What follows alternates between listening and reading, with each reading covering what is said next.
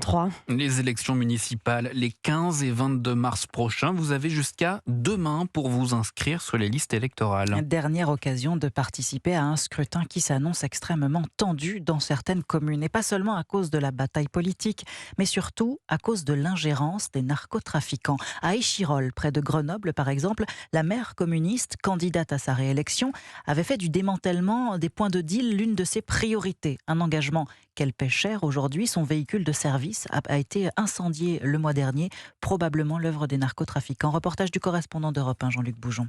La voiture de service d'Amandine Demort a été incendiée devant chez elle il y a 3 semaines. Elle-même a aperçu des silhouettes près de son domicile, juste après le départ du feu. J'ai vu des gens qui regardaient l'incendie de la voiture en bas de chez moi. Des gens cagoulés, cachés. Ça laisse peu de doute quand même. Tous les faisceaux poussent à penser que le narcotrafic est derrière tout ça et une nouvelle fois tente de m'intimider. Selon elle, l'action résolue qu'elle mène contre le trafic de drogue à Échirolles depuis 2 ans et demi, ses discours offensifs aussi dérangent les trafiquants du secteur, d'où leur réaction. On cherche aujourd'hui à faire taire les rares élus qui osent parler et affronter le narcotrafic. Je comprends que les actions qu'on porte sur le territoire les gênent. On a sur ce mandat éradiqué un point de deal.